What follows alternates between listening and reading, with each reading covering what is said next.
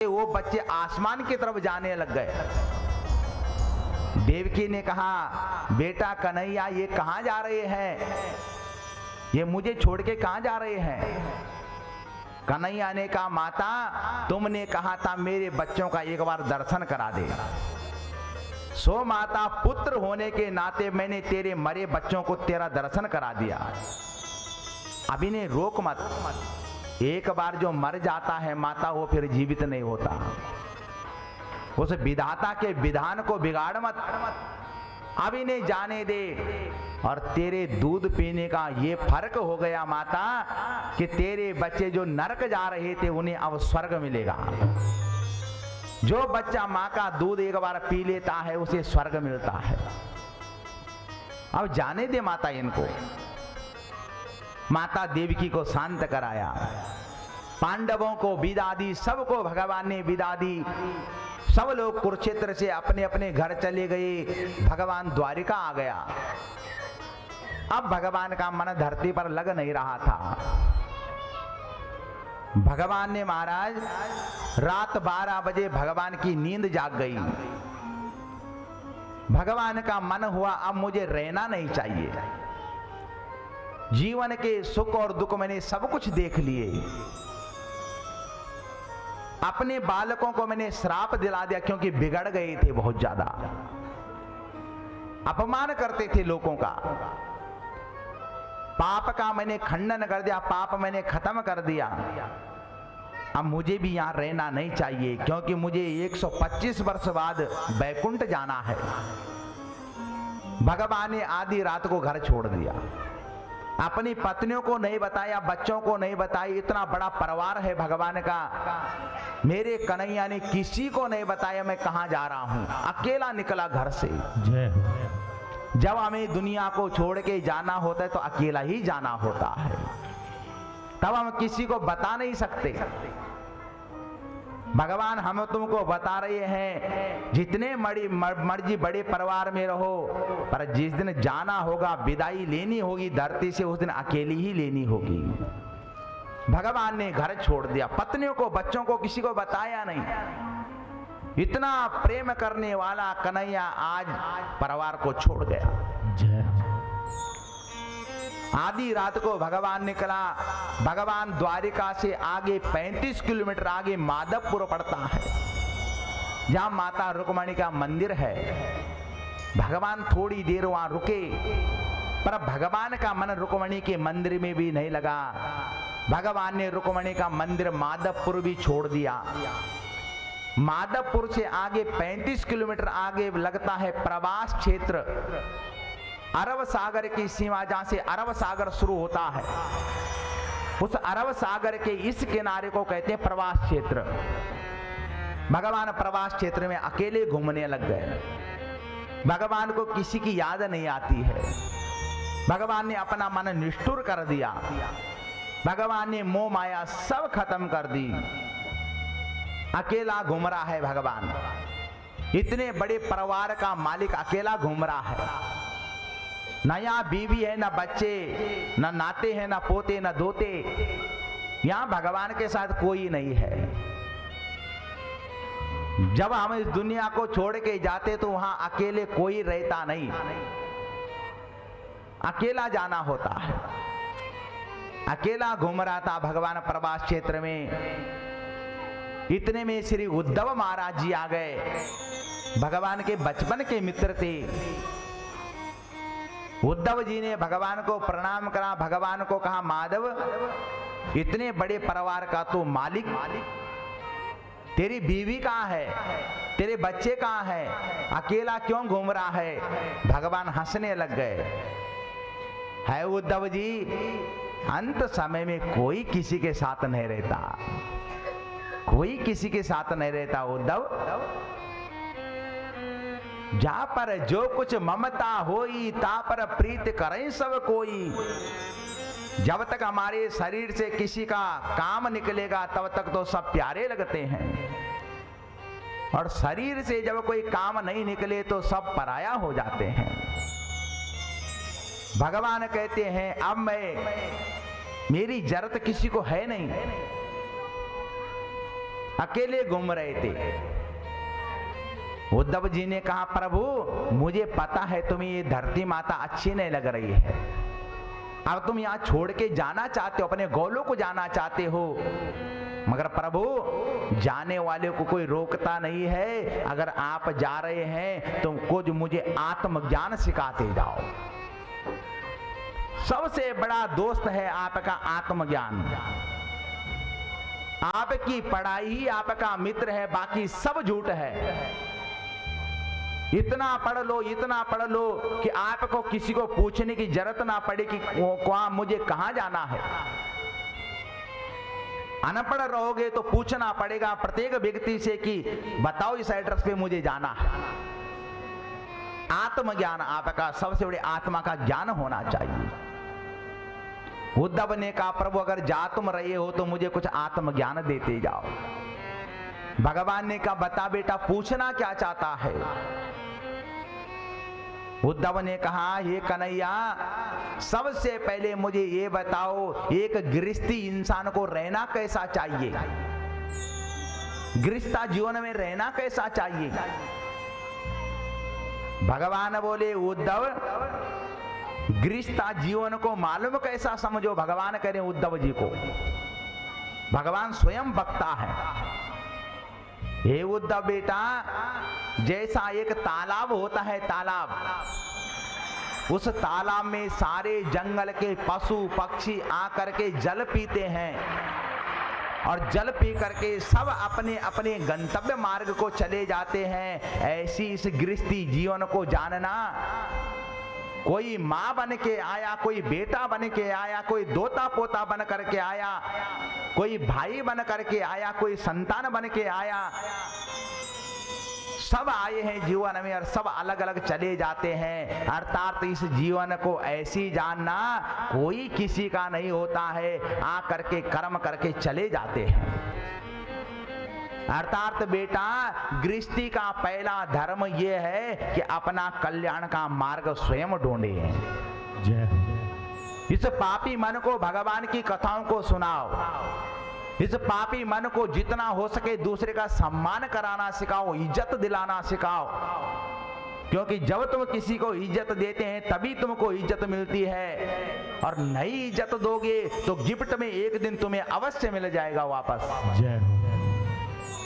इसलिए जो करोगे सो बोओगे, जो बोया वो काटना पड़ेगा। उद्धव बेटा गृहस्थी को अपना कल्याण करना चाहिए। सन्यास धर्म के लक्षण पूछे, सन्यासी को कैसा रहना चाहिए। बोला सन्यासी को बिल्कुल उसी तरह रहना चाहिए, कहीं जंगलों में जाने की जरूरत नहीं किसी को। कोई कहे कि मैं नई बूढ़ा हो गया जंगलों में जाके भजन करूंगा, जंगलों में जाने की जरूरत नहीं है। 50 साल के बाद आपका धर्म बनता है। जो घर आपने बनाया उसी घर के एक कमरे में बैठ करके दोनों पति पत्नी भगवान के भजन में लग जाओ। पता नहीं भगवान का नोटिस कब आ जाए। तब भगवान ये नहीं पूछेगा कि कितनी बड़ी नौकरी है तेरी, कितनी फैक्ट्री है तेरा, कितना बड़ा काम है, क्या रह गया, कहां नहीं रह गया। भगवान ये नहीं देखता है, भगवान तो ले जा देता है, वो नहीं प्रतीक्षा करता। आपका अड़ोस पड़ोस प्रतीक्षा कर सकता है, मगर भगवान प्रतीक्षा नहीं करता। अर्थात उद्धव भगवान का भजन करके अपने जीवन को मंगल कर दो। सन्यास धर्म का चरित्र सुनाया। हे उद्धव जी अपने जीवन को सदैव मंगल करो, अपने जीवन में कभी पाप को प्रवेश मत होने दो, और जीवन बहुत बढ़िया बिताना है तो इन आंखों को बस में रखो। दो चीज को बस में रखना बहुत जरूरी है अगर जिंदगी भर खुशी रहना है, सुखी रहना है तो। बोला क्या? बोला एक आंखों को बस में रखो, एक वाणी को बस में रखो। जिसकी वाणी बिगड़ती है उसका सब कुछ बिगड़ जाता है, और जिसकी आंख बिगड़ती उसका भी सब कुछ बिगड़ जाता। रावण की आंख बिगड़ी तो पूरा कुल का सर्वनाश करा गया। आंख ही बिगड़ी थी रावण की। और वाणी बिगड़ी दुर्योधन की तो पूरे कुटुंब का नाश करा गया। वाणी को संयम, वाणी का बाण बुरा रे, वाणी का बाण नहीं चलाना, इसलिए वाणी को संयम में रखें। यहां पर सुंदर सुंदर चरित्र सुनाए। यहां पर युद्ध महाराज ने दत्तात्रेय जी से 24 गुरुओं का वर्णन सुना। श्री दत्तात्रेय महाराज ने अपने जीवन में 24 गुरु बनाए, शिक्षा गुरु। आप शिक्षा बच्चे से भी ले सकते हो, अजगर से भी ले सकते हो, हिरण से भी ले सकते हो, सूर्य भगवान से भी ले सकते हो, चंद्रमा से भी ले सकते हो। ज्ञान किसी से भी लिया जा सकता है। शिक्षा गुरु जितना मर्जी बनाओ, मगर दीक्षा गुरु एक जरूर बनाओ। जीवन में दीक्षा गुरु नहीं है तो आपका जीवन पशु के समान है, पशु के समान।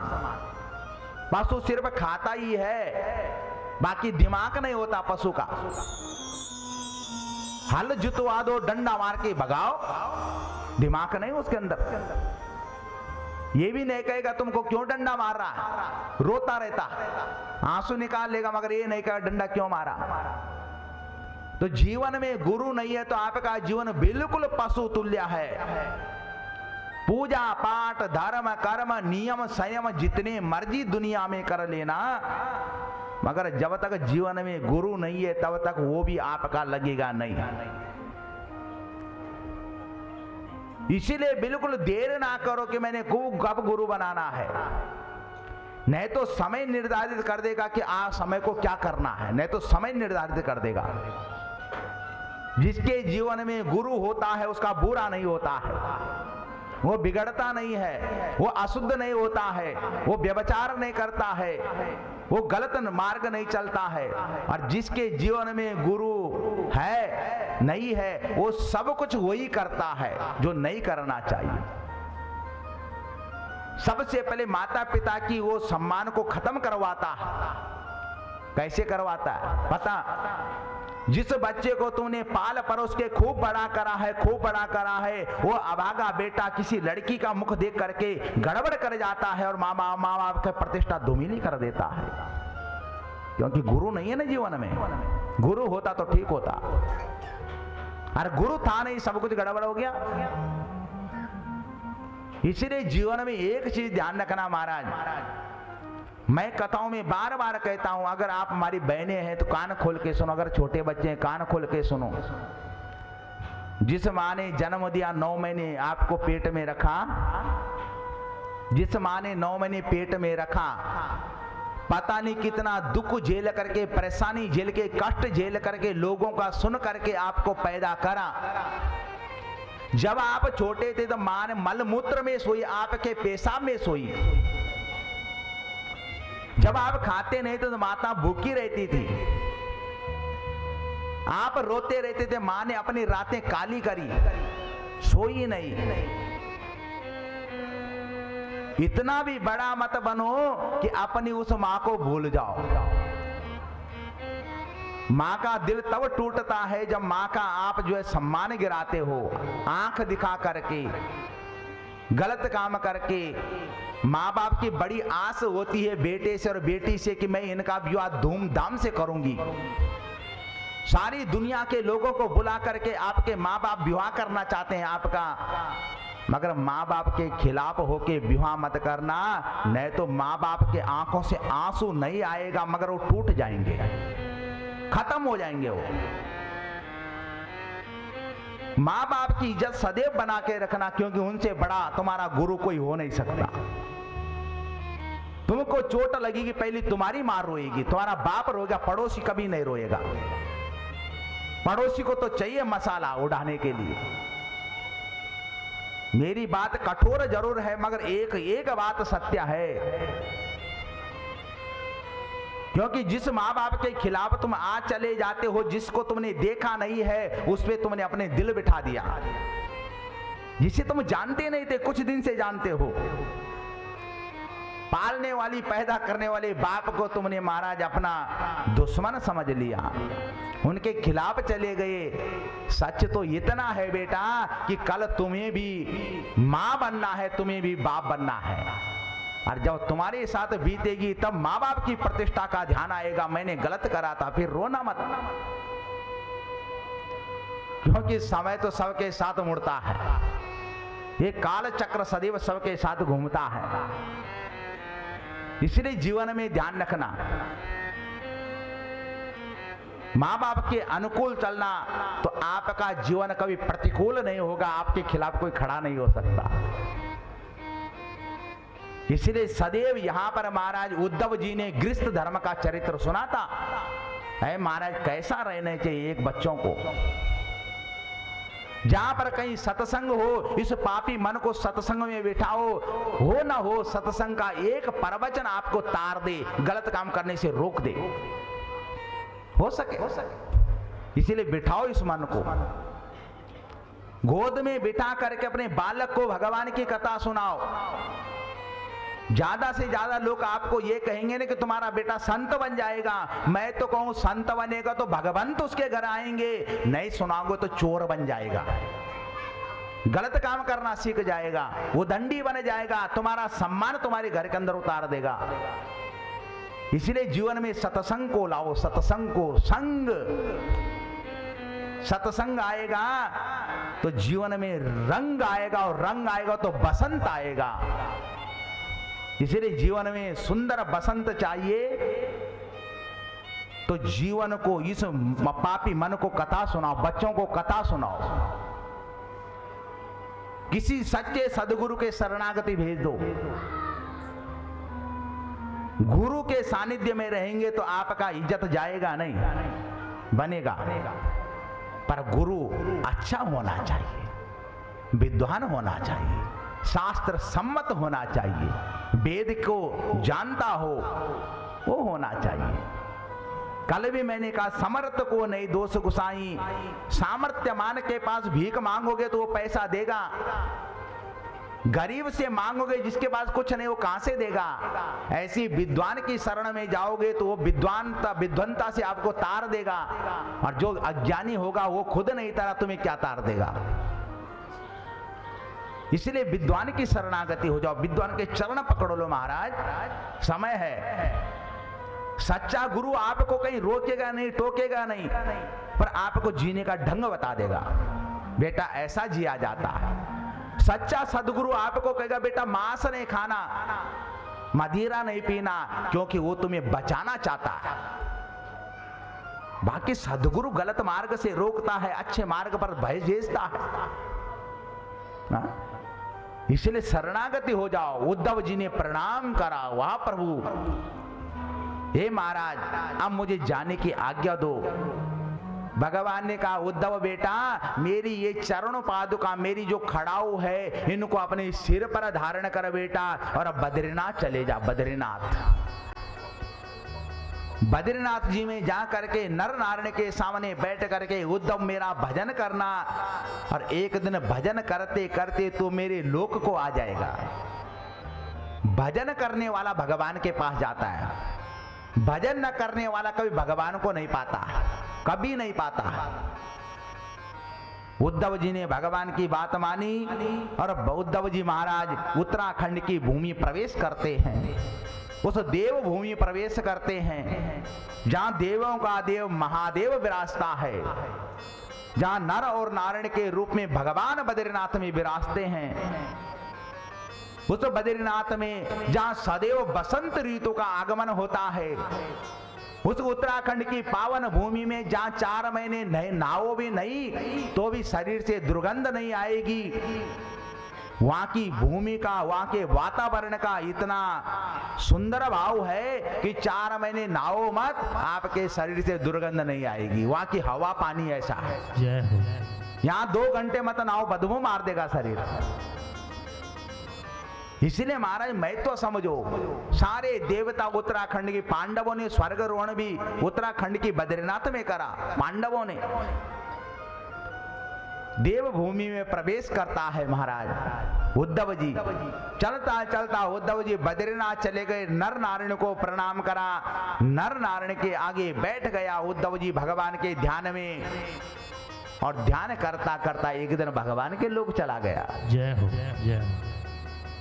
भगवान प्रवास क्षेत्र में अकेले घूम रहे हैं। इतने में उनके बड़े भाई आ गए जिनका नाम था बलराम। बलराम जी भगवान को खोजते खोजते वहां पहुंच गए प्रवास क्षेत्र में। कन्हैया तू यहां अकेला क्या कर रहा है, बलराम ने कहा। भगवान बोले बड़े भाई बलराम अब धरती अच्छी लगती ने, मुझे जाना चाहिए क्योंकि देवता मुझे बुला रहे हैं। मैंने देवताओं को वचन दिया था 125 साल बाद वापस आ जाऊंगा। बलराम ने कहा अगर तुम जाना चाहते हो तो तुमसे पहले मैं जाना चाहता हूं। भगवान ने कहा बलराम अगर तुम धरती को छोड़ के जाना चाहते हो तो तुम्हारा अवतार शेषनाग का है। तुम शेषनाग के अवतार में धरती पर आए हो, इसी समय अपना रूप त्याग करके शेषनाग बन जाओ।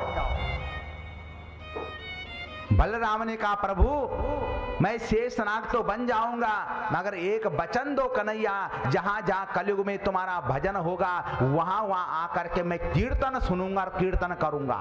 जय हो जय हो। भगवान ने कहा बलराम जैसी तेरी मर्जी वैसा करना। मेरे भगवान ने उसी समय ध्यान लगाया और बलराम जी शेषनाग के रूप में आ गए। भगवान ने कहा बलराम जी शेषनाग के रूप में समुद्र के अंदर घुस जाओ और पूरी धरती को अपने सिर पर उठा दो। ये धरती शेषनाग के सिर के ऊपर है। कभी कभी हल्की सी करवट बदलता है शेषनाग तो भूकंप आ जाते हैं, धरती हिल जाती है। भगवान ने महाराज उसी समय उस शेषनाग के कान ही हटा दिए। इसलिए हटाए कि मेरा भजन कलयुग में हर घर घर पर होगा, और कहीं इस बलराम ने शेषनाग के रूप में मेरा भजन सुन लिया तो ये नाचेगा। अगर ये नाच गया तो इसके सिर के ऊपर धरती है, पूरी धरती हिल जाएगी। इसलिए भगवान ने कान ही हटा दिए। सांपों के कान नहीं होते, सांप के कान नहीं होते। जब कान नहीं होगा तो सुनेगा क्या? कान ही मत रखो इसके। भगवान ने शेषनाग के कान हटा दिए। बलराम की पत्नियों को पता लगा हमारा स्वामी ने हमें छोड़ दिया है। बलराम की सभी पत्नियों ने अपने पति में ध्यान लगा करके प्राण निकाल दिए। जय हो। अब हमारा यहाँ कोई सुख नहीं। जब तक पति था तब तक मान था, प्रतिष्ठा था, वैभव था, सुख था, संपत्ति से समृद्धि थी, सब कुछ था। पति चला गया, साथ साथ सब चला जाता है, सब कुछ साथ में चला जाता है, कुछ शेष नहीं रह जाता। कल मुझे किसी ने कहा था महाराज कि कोई स्त्री विधवा हो जाए तो उस स्त्री को कलश नहीं उठाना चाहिए, पूजा में नहीं बैठना चाहिए। अरे दुर्मति किसने बता दिया ऐसा आपको? ये बताइए किसने? अरे किसी स्त्री के पति की मौत हो गई है, कोई विधवा हो गई है, तो न तुम्हारी मर्जी से न मेरी मर्जी से, भगवान की मर्जी से उसका पति पैदा भी हुआ, भगवान की मर्जी से मर भी गया। फिर तुम कौन होते हो निर्णय करने वाले कि इसको पूजा में नहीं बैठना चाहिए? अरे वेद तो पढ़ लो, शास्त्र तो पढ़ लो। कहते महाराज कलश नहीं उठाना चाहिए विधवा को, पूजा में आगे बैठना नहीं चाहिए। हमें बताना उस प्रमाण को, मैं आपको गुरु बना दूंगा। मुझे बताओ कहां लिखा?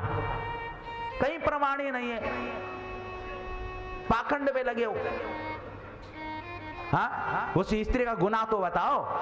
पति चला गया उसके जीवन से, ये कम दुख है क्या? इतना बड़ा दुख उसके जीवन में आ गया, उसका पति चला गया, उसका घर संसार उजड़ गया, और फिर तुम उसको उजाड़ने में लगे हो कि तुझे पूजा नहीं कर रही। हाँ, इतना बड़ा पाप का बोझ लेके कहां जाओगे? ये कृत्य मत करिए महाराज। जितना अधिकार तुमको उतने अधिकार उसको भी है। पहले तो आपका धर्म बनता है कि उस विधवा स्त्री को आगे बिठाओ, देवी उसका सम्मान करो।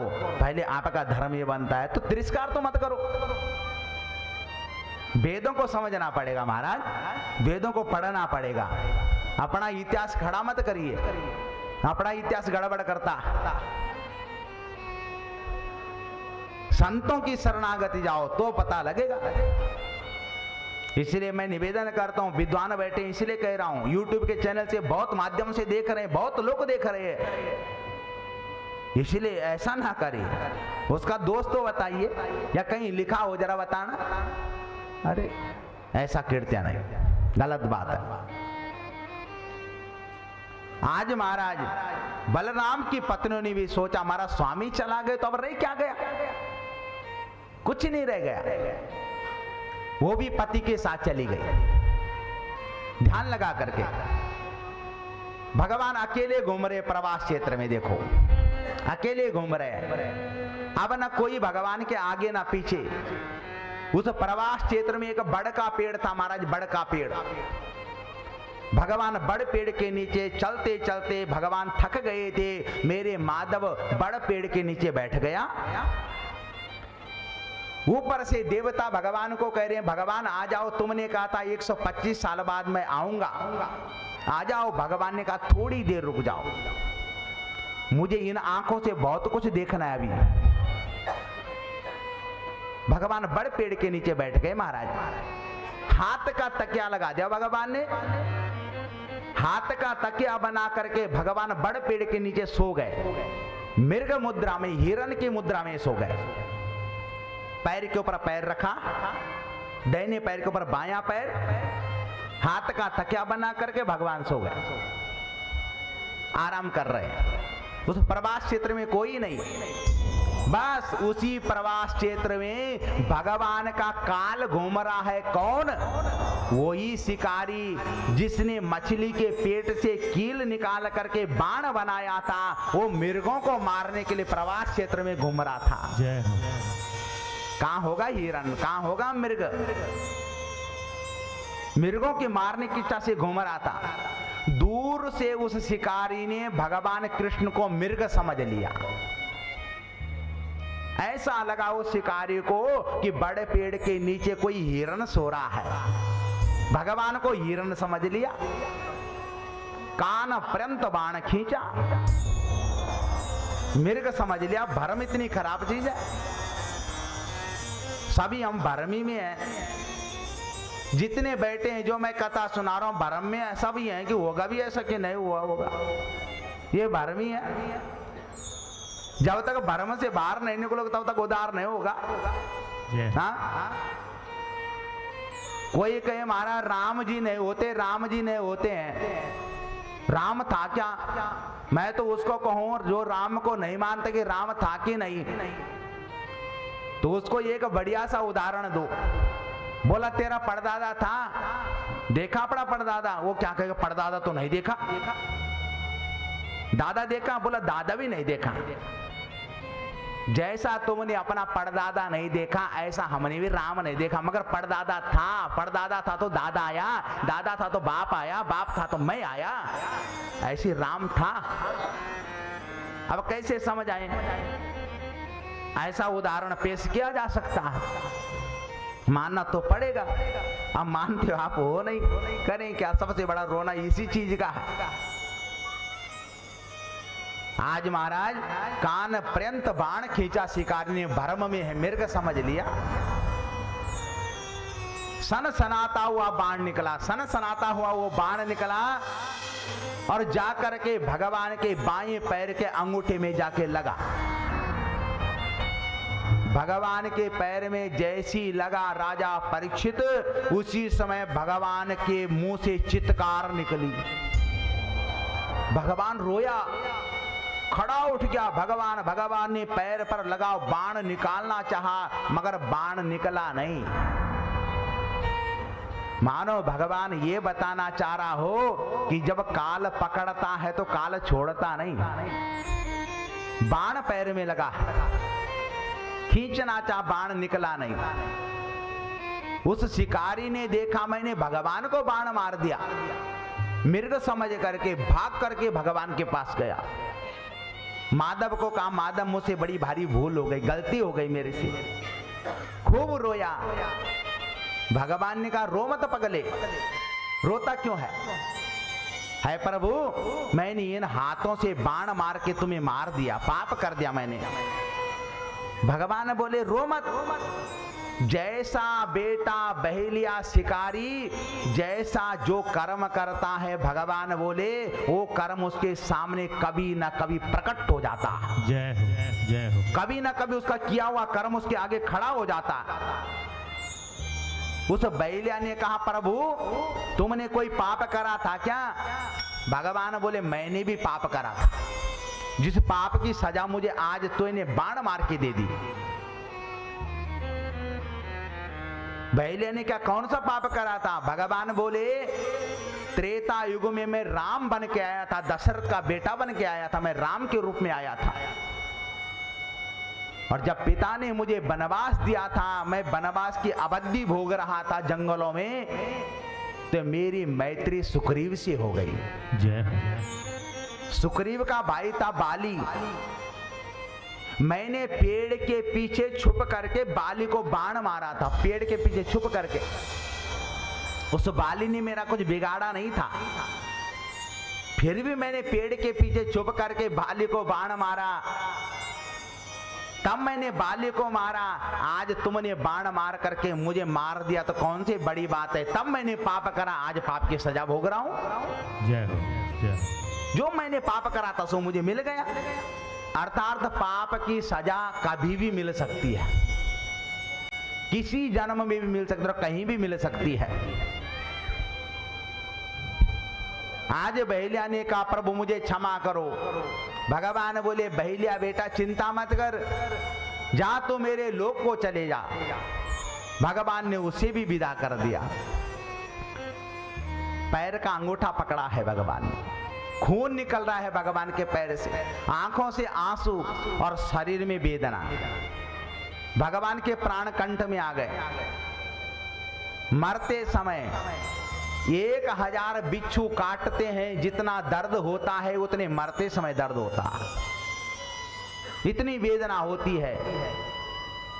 1000 जहरीले बिच्छों का डंक जितना होता है उतना ही मृत्यु का डंक होता है। भगवान रो रहे थे, बाण बाहर निकलता नहीं, खून रुकता नहीं, आंखों के आंसू रुकते नहीं, पीड़ा कम होती नहीं।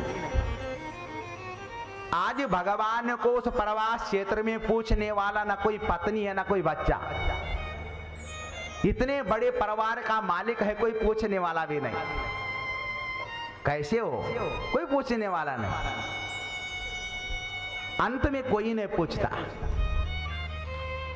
शरीर निरोगा रखो, मैं कई बार कहता हूं शरीर निरोगा रखो। शरीर निरोगा रखोगे तो बढ़िया होगा। शरीर में रोग लग जाएगा तो आपका बेटा भी कहेगा ये तो रोज बीमार रहते हैं, इनका काम ही है बीमार रहना। आपका बेटा आपकी बहू भी आपको छोड़ देगी अगर रोज बीमार रहोगे तो। कड़वा घूंट पी लो। इसलिए अपने शरीर में रोग मत लगाओ। रोग लगेगा तो समझ लेना शोक आपको ही भोगना है, कोई नहीं भोगेगा। आपके रिश्तेदार भी आएंगे दूर से, थोड़ी देर देख करके चले जाएंगे, फिर रोग आपको ही भोगना है। कुछ रोग जीवन में ऐसे आते हैं जो रोग हम लोग जबरदस्ती लगाते हैं अपने शरीर में। जैसा बीपी, लोगों की टेंशन कर करके मर गया, अपने में बीपी लगा गया। बेमतलब की चिंता करते करते शुगर बढ़ा दी। अरे क्यों दूसरे की जिंदगी में घुसड़ रहा जबरदस्ती? अपना शरीर तो बचा लो। इतना रोग लोगों के चक्कर में हम लगा देते हैं कि डॉक्टर साहब कहते हैं कि मूंग की दाल खानी तेरे को और कुछ नहीं खाना, अब मीठा खाएगा तो शुगर बढ़ जाएगा तेरा। डॉक्टर साहब ने कहा कुछ नहीं खाना, खाएगा तो गड़बड़ हो जाएगा, मर जाएगा। बताओ, इतना पैसा होने पर भी मूंग की दाल खा रहा है, इतनी संपत्ति होने पर भी कुछ नहीं खा पा रहा। आपको नहीं लगता कि दूसरे के चक्कर में हमने रोग लगाए बेकार का? उसका देना था, उसका लेना था, वो नाराज हो गया, उस रिश्तेदार ने मुंह गाड़ दिया। अरे गाड़ने दो, जिसे करना कर रहे। जिसने नाराज होना वो तो सदैव नाराज होगा, होने दो। जो आपका अपना होगा वो नाराज नहीं होगा। जो आपका अपना होगा वो आपसे सेवा नहीं कराएगा। अपना वो थोड़ी होता जो सेवा कराता है। अपना तो आपके काम के साथ हाथ बटाता है। मैं भी करूं क्या? इसीलिए महाराज दूसरे के प्रपंच में मत आओ, अपना शरीर ध्यान रखो, क्योंकि मानव जीवन बार बार मिला नहीं करता। जय हो जय। ये जीवन अनमोल रे, जीवन अनमोल है। एक कांटा क्या चुभेगा शरीर में, महाराज गुब्बारा खत्म। ये गुब्बारा ही है, पानी का बुलबुला ही है। इसीलिए खराब मत होने दो, जीवन में धर्म को बिठाओ। हमारी बात का थोड़ा सा अच्छा लगे तो जीवन में उतार के जाना। आज के बाद दूसरों की चिंता मत करना। ये दुनिया के लोग तुम्हें मारने पे तुले हैं, ये पैदा हुए मारने के लिए। अब कड़वा वचन बोलने क्या करे, भागवत में वर्णन करना पड़ता है। क्या करे, तुम्हारा शरीर तो स्वस्थ करना है। जय हो जय हो। सत्संग से बड़ा तुम्हारा कोई दोस्त नहीं हो सकता, तुम्हारा मित्र नहीं हो सकता। सत्संग तुम्हें जीना सिखाता है। लोगों के प्रपंच में मत पड़ो। ध्यान रखना बहनों, ध्यान रखना भाई लोगों, मेरी 4-5 बात सुनते जाओ। 2 बार अपने बेटे को कहना, 3 बार बेटी को कहना, 2, 3, 4, 5 बार अपने बेटा बेटी को कहना। अगर वो आपकी बात को ना सुने तो उन्हें समझाना छोड़ दो। अगर वो आपके होते तो 2 बार, 1 बार में समझ जाते।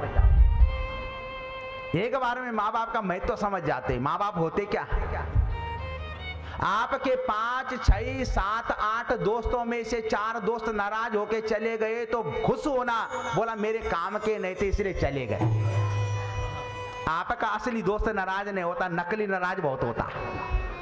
उस नकली के पास जाना नहीं, वो नकली था, नकली रहेगा, उसे बदल नहीं सकते। हाँ, बहुत मेहनत करने पर भी अगर आपको कुछ प्राप्त ना हो तो भगवान पर छोड़ देना, क्योंकि मैं अभी इतने लायक नहीं हूं, भगवान इसलिए नहीं दे रहे हैं। जय हो। दिल पर लगाना छोड़ दो। कुछ तो धारण कर लो जीवन में, धारण तो आपको ही करना। हाँ, भगवान करा रहे हैं, टेंशन में भगवान। इतने में भगवान का जो सारथी था जिसका नाम था दारुक, भगवान के घोड़ों को चलाता था, सारथी आ गया भगवान का। उस प्रवास क्षेत्र में भगवान के पैर पर बाण देखा, रोया, है प्रभु तुम्हें किस अभागे ने मार दिया, तनिक मुझे बताओ, मैं उसे छोड़ूंगा नहीं। भगवान बोले बेटा दारुक रो मत, मैं तुझे एक आदेश देता हूं। भगवान बोले बेटा एक बात मान मेरी। बोला क्या? हे दारुक, इसी समय तू द्वारिका जा, इसी समय तू द्वारिका जा और द्वारिका के लोगों को बोल कि आज से 7वें दिन द्वारिका डूब जाएगी, जिसे बचना है सो बचो। भगवान के सारथी ने भगवान की बात मानी, भगवान को उसी हाल में छोड़ दिया। ध्यान रखना, हम बीमार होते तो बीमारी हालत में सब छोड़ देते, सब छोड़ देते। आज भगवान का सारथी द्वारिका गया, द्वारिका के लोगों को भगवान के सारथी ने कहा, दारुक ने कहा भगवान कह रहे हैं कि 7वें दिन द्वारिका डूब जाएगी, क्योंकि द्वारिका के प्रत्येक प्राणी को श्राप लगा है ब्राह्मणों का। भगवान के वंश को श्राप लगा है, पुत्रों को श्राप लगा है। दारुक की बात जैसी द्वारिका वालों ने सुनी, भगवान की पत्नियों ने सुनी, भगवान की 16,108 रानियों ने ध्यान समाधि लगा दी। जय हो। ध्यान लगा दिया। हमारे पति के पैर में बाण लग गया है, हमारा पति का प्राण निकलने वाला है, हमारा पति मरे इससे पहले हम मर जाएंगे, हम चली जाएंगे स्वागन। 16,108 रानियों ने ध्यान लगा करके ब्रह्मांड के द्वारा अपने प्राण निकाल दिए ध्यान समाधि में। सारी भगवान की पत्नियां गोलोक चली गई। द्वारिका के लोगों को भगवान कृष्ण के पुत्रों ने सुना, आज से 7वें दिन द्वारिका डूब जाएगी। भगवान के पुत्र तो बिगड़ ही गए थे, ये किसी की सुनते नहीं थे, अपमान करते थे लोगों का, लड़ते झगड़ते बहुत थे। भगवान कृष्ण के पुत्रों ने सुना, उन 56 करोड़ यादवों ने सुना, उन्होंने मदिरा पीनी शुरू कर दी। शराब पी भगवान कृष्ण के पुत्रों ने, मदिरा पान करा। शराब अंदर गई, दिमाग खराब हो जाता। शराब एकदम खराब कर देती मामला। और जैसी शराब पी कृष्ण के पुत्रों ने महाराज, नशा लग गया, एक दूसरे से लड़ने लग गए। इतनी लड़ाई करी कि लड़ते झगड़ते भगवान कृष्ण के पुत्र समुद्र के किनारे आ गए। जो द्वारिका में समुद्र है उसके किनारे आ गए। समुद्र के किनारे जो लोहे के चूर्ण से जो घास पैदा हो गई थी, ऐर का घास, उसी ऐर का घास को उखाड़ उखाड़ करके कृष्ण के पुत्रों ने एक दूसरे पर मारा श्राप के नशे में। और देखते देखते भगवान कृष्ण के सारा वंश काल के गाल में चला गया। शराबी आदमी का परिवार काल के गाल में जाता है। कैसे जाता है पता? जब शराबी आदमी की पत्नी कहीं जाती तो लोग कहते देखो शराबी की पत्नी आ गई, वो मरना है। वो भी मरना ही होता है। जब बेटा बेटी जाते लोग बोलते देखो देखो शराबी के बच्चे आ रहे। तुमसे कोई नहीं कहेगा, पर मन के अंदर सब कहेंगे वो भी मरना ही है। अपनी शराब के बोतल के लिए पैसा आ जाता है, बच्चों के लिए पैसा नहीं आता। कितना दुर्भाग्य है। अपनी जीवा के स्वाद के लिए परिवार के जीवा बिगाड़ दी, परिवार को शांत कर दिया। भगवान कृष्ण के पुत्रों ने मदिरा पान करके कुल का ही विध्वंस कर दिया, सर्वनाश को न्योता दे गए। अब भगवान अकेले हैं प्रवास क्षेत्र में। सारे वंश का भगवान ने अपने आंखों के आगे नाश होते देखा। देवता लोग आसमान से करे भगवान आ जाओ। भगवान के प्राण कंठ में है। और सुखदेव जी ने दर्शन कराया, बेटा परीक्षित पता नहीं क्या हुआ बेटा, 10 दिशाएं व्यक्त हो गई, दिन में अंधेरा पड़ गया, आसमान में घने काले बादल आ गए, मंद मंद बरसात होती थी, समुद्र ने सीमाओं को लांघ दिया, देवता लोगों ने आसमान से फूलों की बरसात करी, और मेरे कन्हैया का वो सांवला सलोना स्वरूप सदैव के लिए बादलों की ओट में समा गया। भगवान का प्राण निकला। भगवान का जब प्राण निकला तो भगवान का प्राण निकल गया और इस भागवत में बैठ गया, इस भागवत में समा गया। भगवान कह रहे हैं कि मेरा प्राण ही भागवत है। जिस घर पर भागवत होगा भगवान कहते हैं मेरा प्राण उस घर पे आ गया, अर्थात उस घर पर मैं भागवत के रूप में ही आ गया। तो भागवत को मामूली मत समझिए। भगवान का प्राण है, भगवान का विग्रह है, भगवान की आत्मा है। एक हवा का झोंका आया, भगवान के शरीर को उड़ा करके स्वर्ग ले गया और प्राण भागवत में समा गया। अब सुखदेव जी ने जो कथा सुना रहे थे गंगा के किनारे परीक्षित महाराज को, बोला बेटा परीक्षित मैं एक बात तुझे अंतिम बताता हूं, उसके बाद अपना राम चलता है। बताओ गुरुजी। सुखदेव जी ने कहा बेटा परीक्षित 3 प्रकार के ऋण हैं जो पैदा होते ही चिपक जाते हैं प्रत्येक प्राणी पर, प्रत्येक जीवधारी पर। हमारे तुम्हारे पर पाप 3 प्रकार के ऋण चिपकते हैं जब माँ के पेट से पैदा होते हैं, चिपक जाते हैं। जैसे कान चिपके हैं ऐसी चिपक जाते हैं। इन 3 ऋणों को चुकाए बगैर जो मर जाता है उसे कभी स्वर्ग नहीं मिलता है, कभी नहीं, कभी नहीं मिलता। जितना मर्जी करते रहना, बस अपने मन को समझाओगे, बाकी भगवान को नहीं समझा पाओगे। 3 ऋण में से पहला ऋण है देव ऋण, देवताओं के ऋण से मुक्त होना है, स्वर्ग पाना है, तो किसी एक विद्वान आचार्य ब्राह्मण को घर पे बुला करके बहुत बढ़िया ढंग से जीवन में एक बार हवन करवा देना, तो आप देव ऋण से मुक्त हो जाओगे। जय हो। आचार्य शुद्ध होना चाहिए, जय हो। विद्वान होना चाहिए, अगर देव ऋण से मुक्ति पानी है तो। दूसरा है महाराज पितृ ऋण, माता पिता के ऋण से मुक्त होना है तो एक बार अपने जीवन में अपने धन को सार्थक करना, अपनी मानव जीवन को सार्थक करना, उन माता पिता ने जिन्होंने तुम्हें जन्म दिया है उनके प्रति एक बार श्रीमद् भागवत का पाठ कराना। जय हो।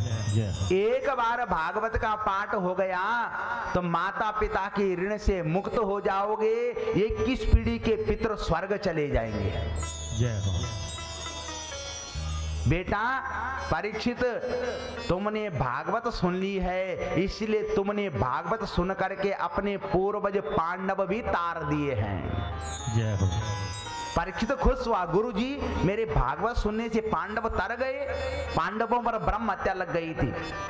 बोला भागवत सुनने से तर गए? बोला बेटा भागवत सुनने से सब कुछ तर गया।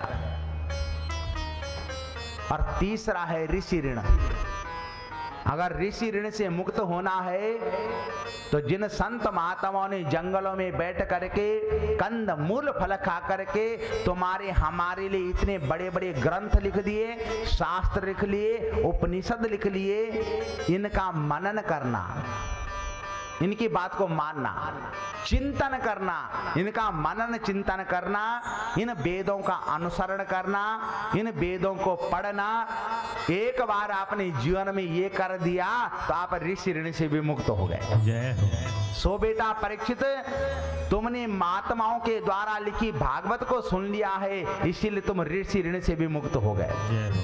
जय हो। सो जजमान परिवार भी आज पितृ ऋण से मुक्त हो गया क्योंकि भागवत करवा दी है। ऋषि ऋण से मुक्त हो गया क्योंकि जितने नियम हमने 7 दिन बताए थे भागवत के, उतने नियम उन्होंने फॉलो करे। जय हो। देव ऋण से भी मुक्त हो गए क्योंकि हवन भी हो गया। 3 प्रकार के ऋणों से जजमान परिवार मुक्त हो गया। कोई संशय नहीं है कि अब इनके जीवन में सदैव खूब मंगल ही मंगल होगा, इसमें संशय नहीं है। अब सुखदेव जी ने कहा परीक्षित बेटा अपना राम चलता है। बेटा मैंने तुझे 12 भागवत सुना ली, 12 स्कंद सुना लिए, 335 अध्याय सुना लिए, 18,000 की ये श्लोक सुना लिए,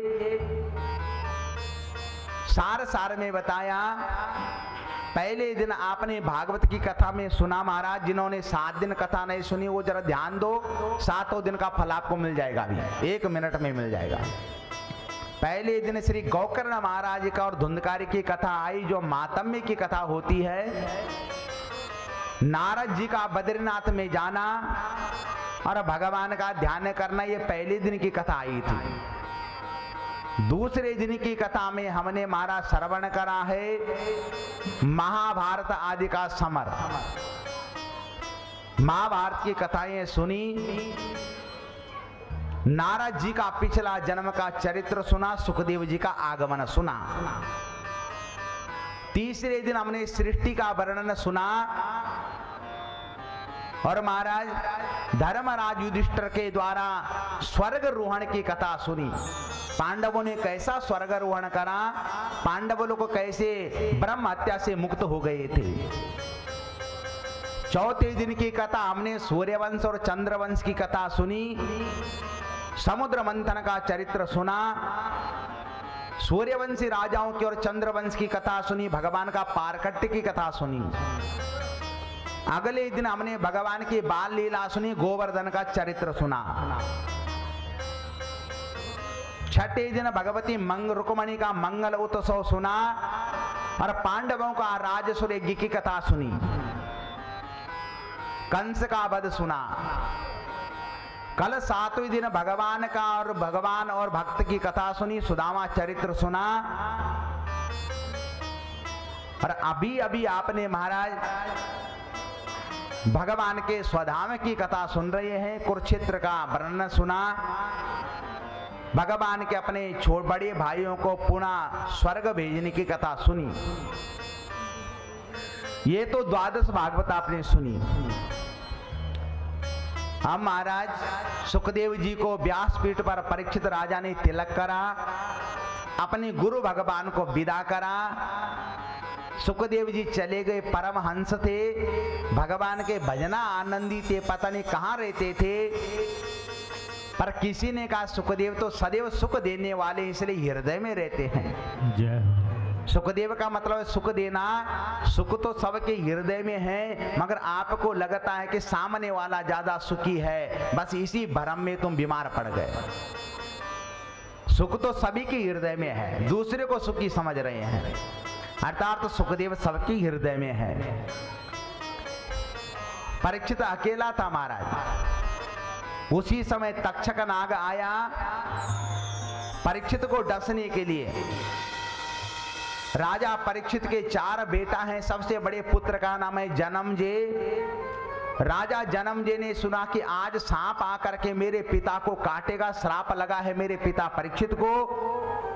तो राजा जनमजेय ने अपने पिता की रक्षा के लिए बड़ा भारी फौज लगा दी, सैनिक लगा दिए, किसी को अंदर जाने की अनुमति नहीं है। बस महाराज उसी समय तक्षक नाग आया, पर देखा तक्षक नाग ने पैरा लगा है, अंदर जा नहीं सकता, जाए कैसे परीक्षित को काटने के लिए। जय हो। बीच में एक ब्राह्मण मिल गया, नाम था उनका कश्यप। कश्यप ब्राह्मण ने रोक दिया तक्षक नाग को, है नाग मैं तुझे परीक्षित को डसने नहीं दूंगा। तक्षक नाग ने अपने 101 मुखों से जेर निकाला। सामने हरा भरा पेड़ था, उस पर जेर डाला उस तक्षक नाग ने। नाग के जेर से वो सारा पेड़ तत्काल सूख गया। कश्यप ब्राह्मण ने मंत्र पढ़े और सूखे हुए पेड़ को मंत्रों से हरा भरा कर दिया। जय हो। तक्षक नाग को लगा कि अगर परीक्षित को मैंने कहीं काट लिया तो ये ब्राह्मण फिर उसे जीवित कर देगा। इसलिए तक्षक नाग ने बड़ी सुंदर युक्ति अपनाई। नाग काल ये सब बहरूपिया है, ये रूप बदलते हैं, ये बहरूपिया है। काल भी रूप बदलता, नाग भी रूप बदलता। सांप देखा होगा अपना शरीर की झिल्ली निकाल देता। आपने देखा जिसको कहते कि सांप ने अपने वो छोड़ दी, बाहर का कवर छोड़ दिया, झिल्ली छोड़ दी। नाग उसी समय महाराज लकड़ी का रूप बनाता, जो लकड़ी होती है ना, लकड़ी बन गया नाग, रूप बदल दिया। कश्यप ब्राह्मण ने देखा नाग चला गया। पीठ में खुजली हुई कश्यप ब्राह्मण की, हाथ जाता नहीं है पेट में। कश्यप ब्राह्मण ने देखा नीचे एक लकड़ी पड़ी है, उस लकड़ी को उठाया पीठ को खुजलाने के लिए। अब वो लकड़ी नाग है, रूप बदला। काल को हमने पहचाना पाते, काल सामने होता मगर पहचान नहीं पाते, इतनी सामर्थ्य नहीं। उस लाठी से, उस डंडी से जैसी पीठ खुजलाई कश्यप ब्राह्मण ने, नाग अपने रूप में आ गया और कश्यप ब्राह्मण की पीठ काट दी। कश्यप ब्राह्मण की पीठ काटी, कश्यप ब्राह्मण मर गया। तक्षक नाग निकला। राजा परीक्षित में तक कोई जाता नहीं था, पर परीक्षित राजा तक सिर्फ फल और फूल जाते थे, खाने के लिए फल जाते थे। उस तक्षक नाग ने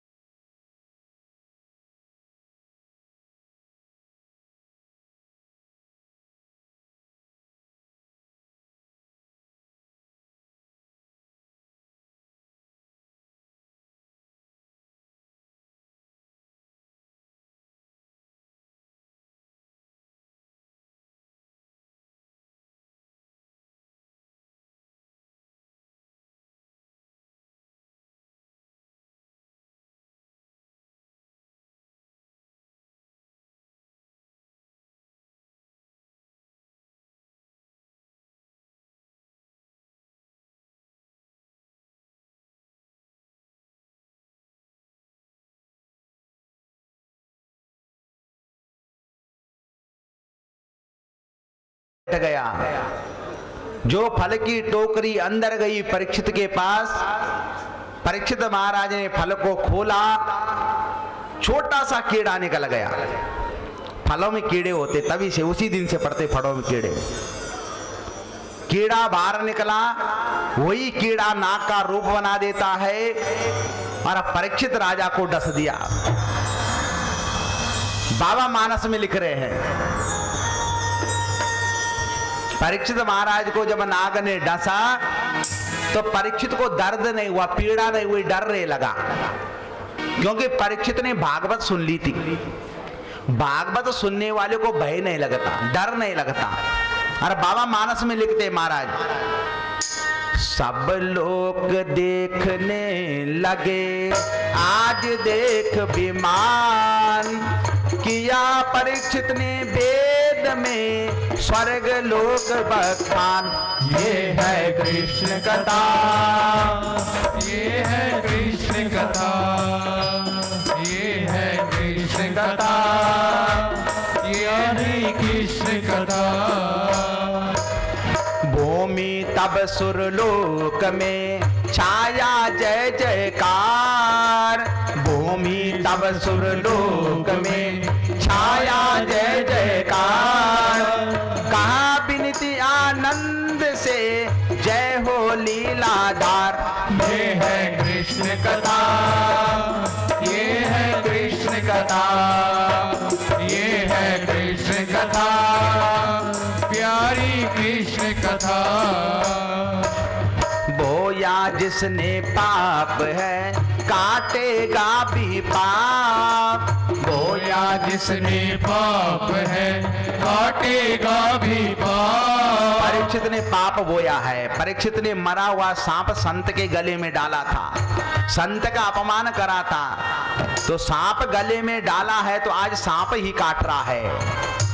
बोया जिसने पाप है काटेगा भी पाप, बोया जिसने पाप है काटेगा भी पाप। भरनी पड़ती है सदा अपनी करनी आप। ये है कृष्ण कथा, ये है कृष्ण कथा, ये है कृष्ण कथा, प्यारी कृष्ण कथा। और परीक्षित महाराज जैसी नाग ने डसा, परीक्षित के शरीर का राख का ढेर बना, हवा आई, तूफान आया और परीक्षित का सारा शरीर की राख को उड़ा के बैकुंठ ले गया। परीक्षित महाराज ने सुर लोक में, देवताओं के लोक में प्रवेश करता है परीक्षित। उनके पुत्र जन्मजय ने देखा नाग ने मेरे पिता को मार दिया है, ब्राह्मणों को बुला करके हवन करवाया जन्मजय ने। है ब्राह्मण देवताओं ऐसा हवन करो, दुनिया भर के जितने नाग हैं सबको लाके हवन कुंड में जला के स्वाह कर दो। ब्राह्मणों ने मंत्र पढ़े, दुनिया भर के नाग आकर के हवन कुंड में स्वाह होते थे। तक्षक नाग नहीं आया, ये देवराज इंद्र के पास बैठा था। राजा जन्मजय ने पूछा, ब्राह्मणों वो नाग कहां गया जिसने मेरे बाप को काटा है, उसे भी बुलाओ। ब्राह्मणों ने कहा वो इंद्र की शरण में बैठा है। राजा जन्मजय ने कहा, ब्राह्मणों ऐसा मंत्र पढ़ो कि इंद्र को भी मंत्रों के द्वारा खींच करके स्वाह कर दो हवन कुंड में। मेरे बाप के हत्यारे को शरणागति दी है। ब्राह्मणों ने मंत्र पढ़ा तो इंद्र भी गद्दी समेत खींच के आ रहा था। पर उसी समय राजा महाराज पांडव प्रकट हो गए, नारद प्रकट हो गया, आस्तिक मुनि प्रकट हो गया। जन्मजय राजा को कहा, बेटा तुम पांडवी राजा हो, है पुत्र ये पाप मत करो। यज्ञ को बंद कराया। राजा जन्मजय को यज्ञ बंद हुआ। अब सौनकादि ऋषियों ने सूत बाबा से कहा, कथा सौनकादि ऋषियों से शुरू हुई थी, सूत मुनि पर ही खत्म होगी। जहां कथा शुरू होती वहीं पर कथा को विराम देना होता। शौनकादि ऋषि ने सूत बाबा से पूछा। बीच में महाराज सुखदेव परीक्षित को कथा सुना रहे थे। अब यहां फिर शौनकादि ऋषि सूत मुनि से पूछते हैं, महाराज सिर्फ हमें एक चरित्र सुनाओ, भगवान का 24वां अवतार कैसे होगा और प्रलय कैसे होती है। तो पहले प्रलय की कथा सुन लो 2 मिनट, 5 मिनट की सारी कथा रह गई, इसलिए बड़े भाव से श्रवण करना। शौनकादि ऋषियों ने पूछा, सूत ने कहा, महाराज एक ऋषि है मार्कंडे। मार्कंडे ऋषि का सबने नाम सुना होगा। 8वें ऋषि हैं, चिरंजीवी हैं। इनके पिता का नाम था मुकुंडु ऋषि। ये मुकुंडु ऋषि के पुत्र है मार्कंडे। मार्कंडे महाराज एक दिन बद्रीनाथ में बैठे थे, अपने संध्या के लिए जल लेने के लिए अलकनंदा में गए। वहां बैठ करके पूजा करने लग गए बाबा शंकर की। शंकर बाबा पार्वती के साथ घूम रहे थे। मार्कंडे ऋषि को तपस्या करते हुए देखा, उन्हें दर्शन बाबा शंकर ने दिए। भगवान शंकर ने कहा, मार्कंडे तुम्हारी तपस्या से मैं खुश हो गया हूं, बता बेटा वरदान कुछ चाहिए। मार्कंडे ने कहा, बाबा शंकर तुम आशुतोष हो, तुम्हारा नाम मृत्युंजय है, तुमने मृत्यु पर विजय प्राप्त करी है। अतः बाबा वरदान ये दो कि मैं अपनी इन आंखों से देखना चाहता हूं कि प्रलय कैसे होती है। मैं प्रलय को देखना चाहता हूं, इसलिए प्रलय को देखना चाहता हूं कि जब अगला युग कलयुग आएगा तो कलयुग तक तो मैं बताऊंगा कि क्या क्या हुआ था द्वापर में। भगवान ने तथास्तु कह दिया। थोड़ी देर बाद मार्कंडे ऋषि क्या देखते हैं, उस अलकनंदा नदी के किनारे बड़ का पेड़ था, बड़ की जड़ पकड़ी हुई है और एक हाथ से अलकनंदा में जल भर रहे हैं अपनी संध्या के लिए, पूजा के लिए। इतने में वो नदी बढ़ने लग गई। क्या देखता है मार्कंडे, मार्कंडे ने नजर दौड़ाई चारों तरफ तो पहाड़ पर्वत डूबने लग गए। समुद्र ने सीमाओं को लांघ दिया, घना घोर अंधकार हो गया। आसमान से महाराज बरसात हो रही है, आंधी तूफान चल रहा है, पहाड़ पर्वत महाराज समुद्र में डूब रहे हैं। मार्कंडे भी जल के ऊपर है। मार्कंडे सब कुछ देख रहा है। सारे थल में उस मार्कंडे ने जल देखा, कहीं पृथ्वी माता नजर नहीं आती थी। पानी ही पानी ही चारों दिशाओं में मार्कंडे ने देखा। अचानक जो बड़ का पेड़ मार्कंडे ने पकड़ा हुआ था, वो बड़ का पेड़ भी पानी के ऊपर तैर रहा है। ऊपर से एक बड़ का पत्ता टूटा, उस बड़ पत्ता जैसी पानी में गिरा। अचानक मार्कंडे क्या देखता है, उस बड़ पेड़ के ऊपर, बड़ पेड़ के पत्ते के ऊपर एक छोटा सा पैदा हुआ बालक आ गया। जय हो। वो बालक अपने पैर का अंगूठा पकड़ करके अपने मुंह में चूस रहा था। मार्कंडे देख रहा है प्रलय हो रही है, सारी दुनिया काल के गाल में जा रही है। उस बालक ने मुंह से जोर से सांस खींची। मार्कंडे ऋषि उस बालक के मुंह में घुस गया। अंदर जाके देखा, उस मार्कंडे ने पेट के अंदर बालक के जलचर थलचर नवचर नाना 14 लोक देख लिए। सब कुछ भगवान के उस बालक के पेट में देखा। अब की बार बालक ने सांस बाहर छोड़ी तो मार्कंडे जैसी बाहर निकला, सब कुछ पहले के समान हो गया। जय हो। प्रलय आंखों से मार्कंडे ने देखी। उसी मार्कंडे ने मार्कंडे पुराण में लिखा है कि प्रलय कैसे होती है। सूत मुनि से शौनकादि ऋषियों ने कहा, बाबा अब ये बताओ भगवान का 24वां अवतार कहां होगा। बोला यूपी उत्तर प्रदेश। उत्तर प्रदेश में मुरादाबाद नामक जिला होगा। उस मुरादाबाद जिले में एक गांव होगा जिसका नाम होगा संबल ग्राम। उस संबल ग्राम में एक ब्राह्मण होगा। उस ब्राह्मण के घर में भगवान का 24वां अवतार होगा, जिसको भगवान नाम होगा कलिक अवतार। कलिकी को लगा के भगवान प्रकट हो जाएंगे। मगर ये शौनकादि ऋषियों भगवान का कलिक अवतार मालूम कब होगा? जब इस धरती पर पाप बढ़ जाएंगे, अत्याचार भ्रष्टाचार बढ़ जाएंगे, भाई भाई समधी बन जाएंगे, मां पुत्र को नहीं पहचानेंगे, पुत्र मां को नहीं पहचानेगा, घना घोर पाप छा जाएगा, धरती पर जल नहीं रहेगा, सूर्य भगवान अपनी किरणों के द्वारा जल का शोषण करेगा,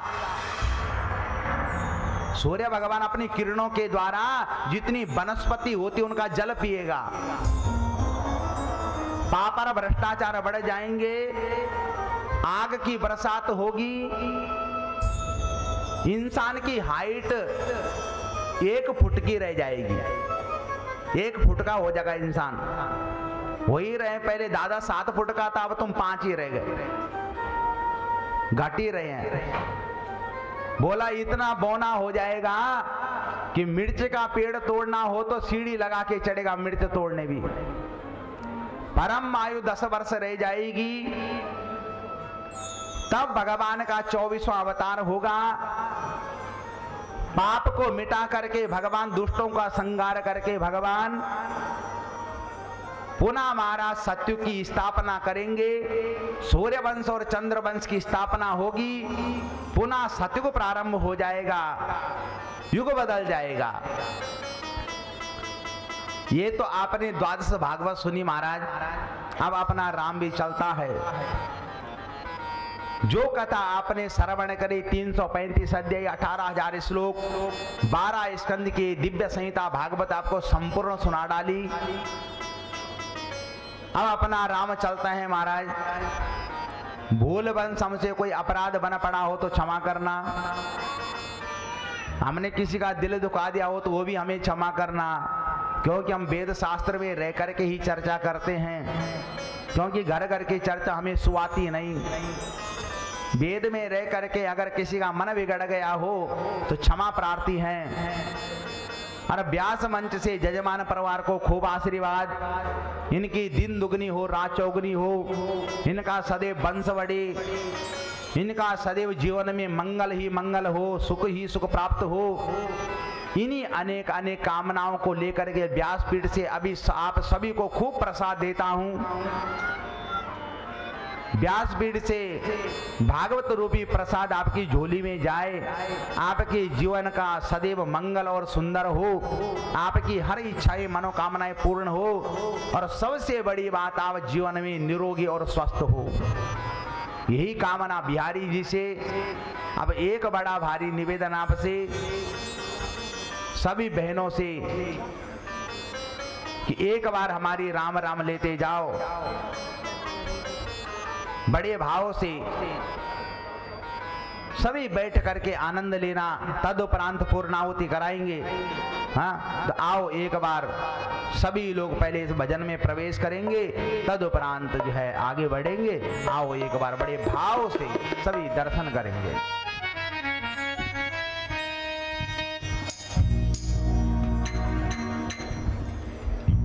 प्यासा हिरन जैसे ढूंढे है जल को, जय हो। प्यासा हिरन जैसे ढूंढे है जल को, ऐसे प्रभु तुझे ढूंढ रहा हूँ। सोना चांदी मैं तो ना मांगू, मन तेरे प्रेम से रचता रहूं। जय हो। तुम ही मेरे मन की अभिलाषा, तुम ही मेरे मन की अभिलाषा, पूजा तेरी नित नित करता रहूं मैं।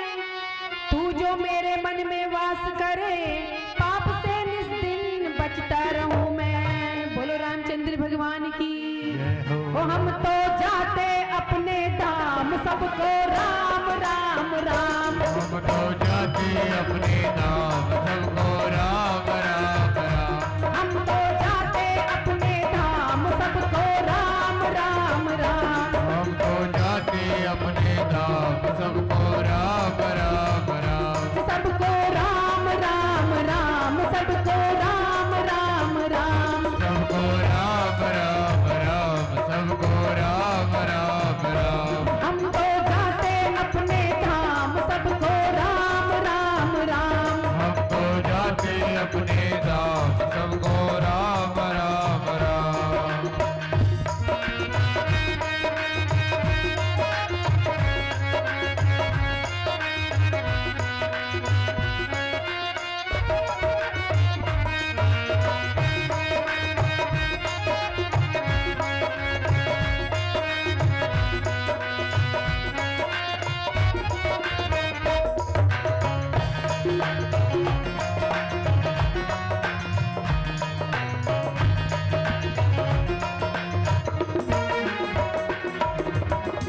मुझे है काम भगवन से, मेरा तो काम भगवन है। मेरा तो काम भगवन है, मेरा तो काम भगवन है। मुझे है काम भगवन से, मेरा तो काम भगवन है। मेरा तो काम भगवन है, मेरा तो काम भगवन है। इसमें विश्वास तुम रखना, सबके साथ भगवन है। सबके साथ भगवन है, सबके साथ भगवन है। होगी कथा आज विश्राम, सबको राम राम राम। होगी कथा आज विश्राम, सबको राम राम राम। हम तो जाते अपने धाम, सबको राम राम राम। हम तो जाते अपने धाम, सबको राम राम राम। मुझे है काम भगवन से, मेरा तो काम भगवन है। मेरा तो काम भगवन है, मेरा तो काम भगवन है। उसमें विश्वास तुम रखना, सबके साथ भगवन है। सबके साथ भगवन है, सबके साथ भगवन है। होगी कथा आज विश्राम, सबको राम राम राम। होगी कथा आज विश्राम, सबको राम राम राम। होगी कथा आज विश्राम, सबको राम राम राम। होगी कथा आज विश्राम, सबको राम राम राम।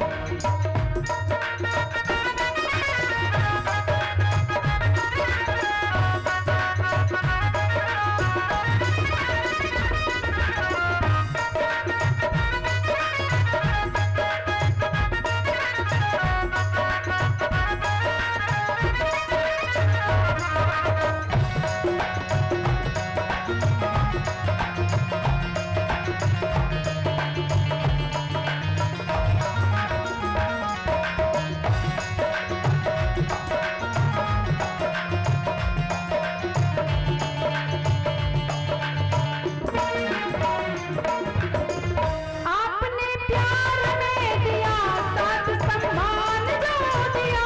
साथ सम्मान जो दिया, साथ सम्मान जो दिया। आपने प्यार हमें इतना सम्मान दिया है ना, हम तो मुरली वाले से यहाँ ऊपर बैठ के एक ही कामना करते हैं। आपने हमें इतना प्यार सम्मान दिया है, भगवान आपको बहुत ज्यादा और मान सम्मान इज्जत दे मुरली वाला। आप सभी भक्तों पे जिन्होंने इतने भाव प्रेम से यहाँ आके कथा भजनों का आनंद लिया है, हम तो जिंदल फैमिली को एक ही आशीर्वाद है कि बहुत प्यार सम्मान दिया, इसे दुगना भगवान उनको दे।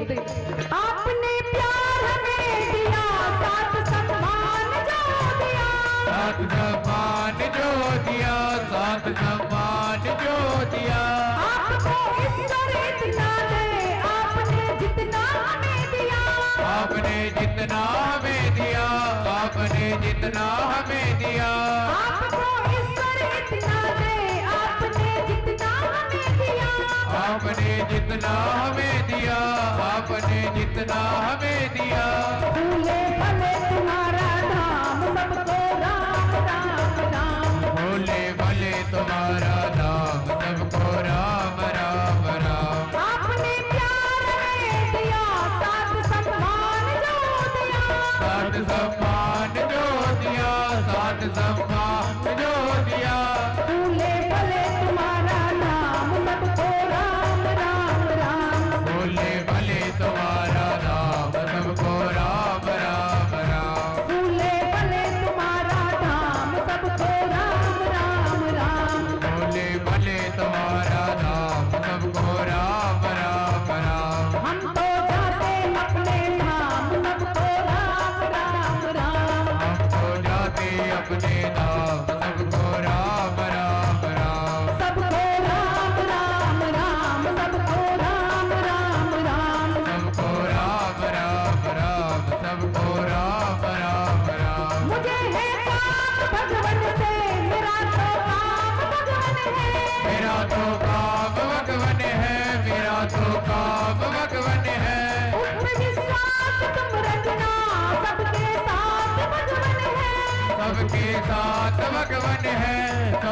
साथ भगवन है।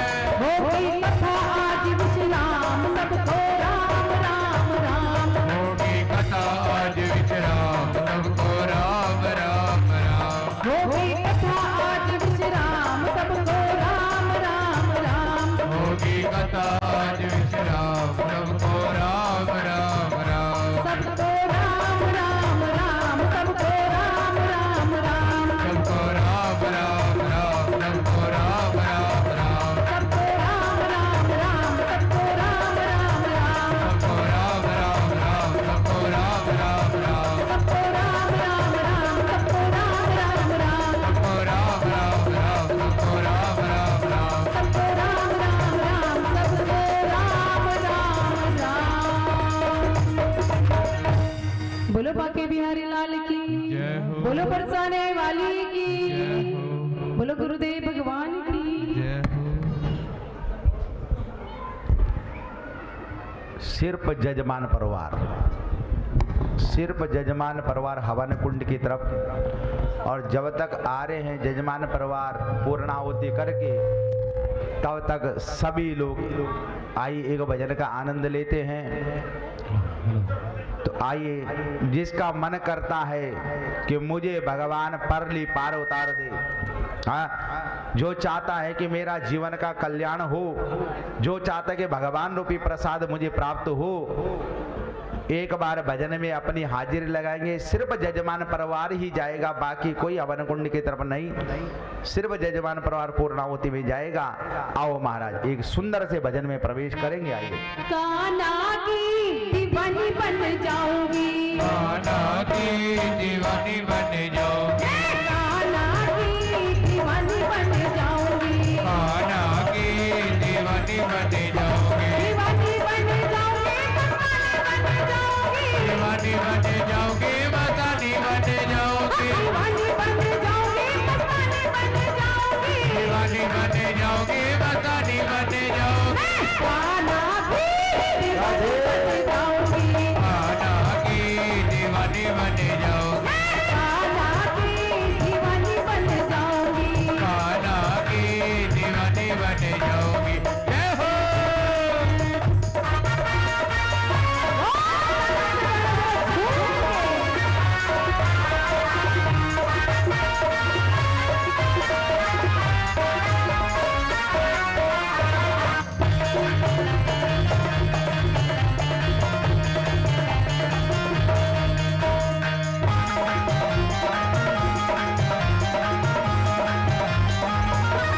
हरि बोल।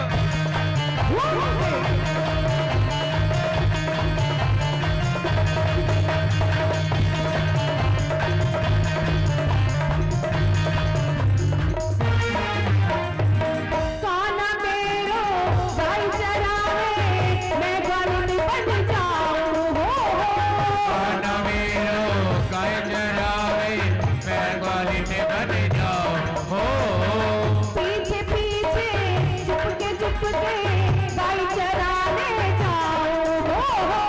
पीछे पीछे चुपके गाय चराने जाओ। मस्तानी बन जाऊंगी, मस्तानी बन जाऊंगी। मस्तानी बन जाओगे, मस्तानी बन जाओगे। मस्तानी बन जाऊंगी, मस्तानी बन जाऊंगी। मस्तानी बन जाओगे, मस्तानी बन जाओगे। कान्हा की दीवानी बन जाऊंगी। कान्हा की दीवानी बन जाओगे। कान्हा की दीवानी बन जाऊंगी। कान्हा की दीवानी बन जाओगे। हाथ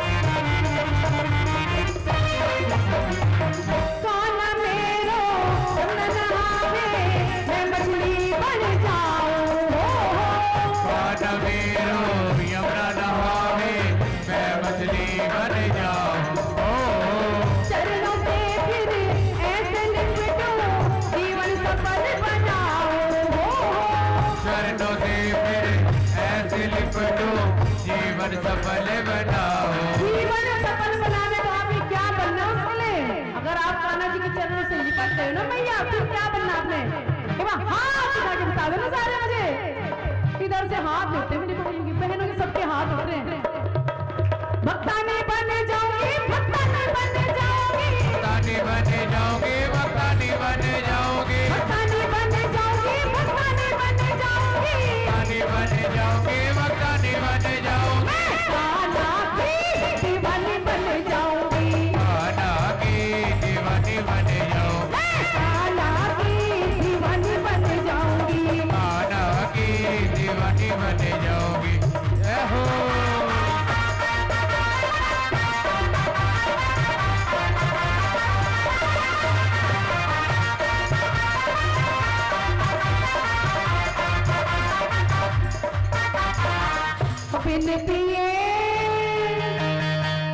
बिन पिए नशा हो जाता है। कौन सा नशा है मैया? ये भक्ति का नशा है, जिसको एक बार सर चढ़ के बोलते हैं ना, ये जिंदगी भर नहीं उतरता मैया। तो आप बोलो ना एक बार मेरे साथ, बिन पिए नशा हो जाता है। राधे राधे राधे राधे राधे राधे राधे राधे राधे राधे राधे राधे राधे। बिन पिए नशा हो जाता है, जो राधे राधे गाता है। बिन पिए नशा हो जाता है, जो राधे राधे गाता है। जो राधे राधे गाता है, जो राधे राधे गाता है, जो राधे राधे गाता है, जो राधे राधे गाता है। बिन पिए नशा हो जाता है, जो राधे राधे गाता है। बिन पिए नशा हो जाता है, जो राधे राधे गाता है। जय हो।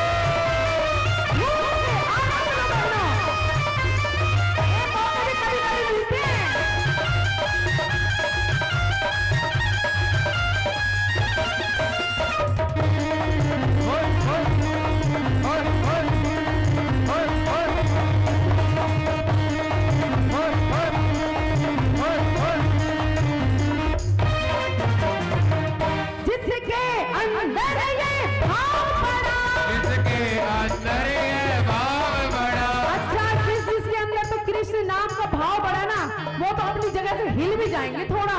नहीं तो मैया जिसने कथा नहीं सुनी, भजन, वो नहीं हिलेगा बिल्कुल भी।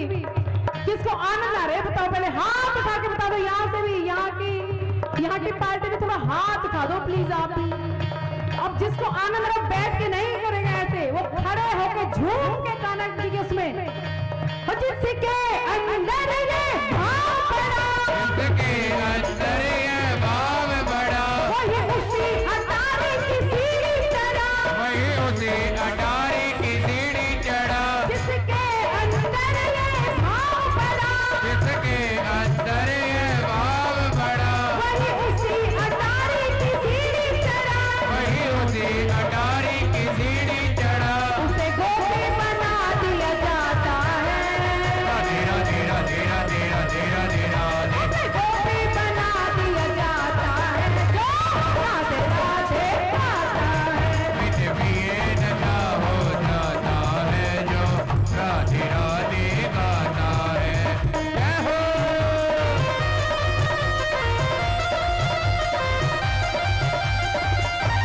हरि बोल।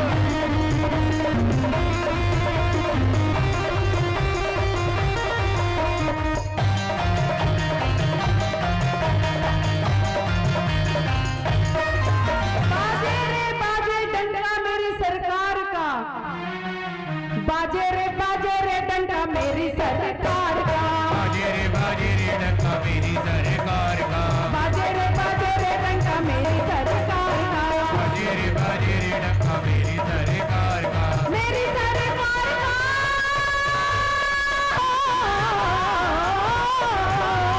मेरी सरकार का, तेरी सरकार का। बाजे रे डंडा मेरी सरकार का, बाजे रे डंका मेरी सरकार का। बाजे रे डंडा मेरी सरकार का। बाजे रे डंका मेरी सरकार का। जय हो।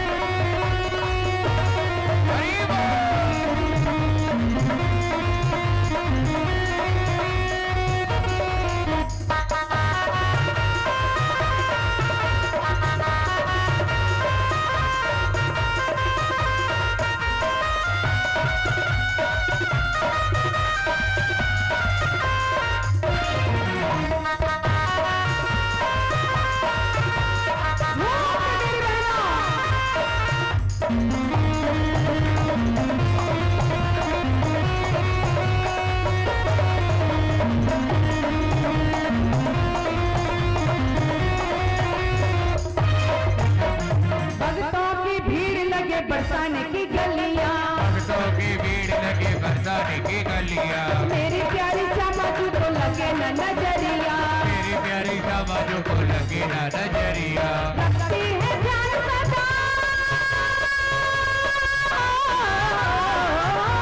रखती है ध्यान सदा सारा संसार का बजे रे डंका मेरी सरकार का बाजे रे डंका मेरी सरकार का बाजे रे डंका मेरी सरकार का बाजे रे डंका मेरी सरकार का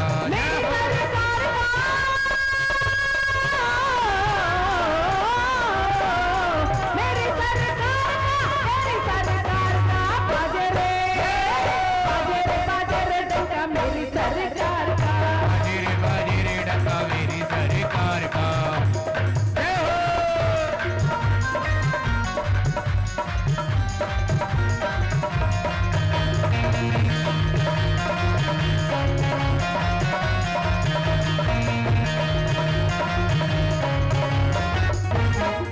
तेरी यमुना दा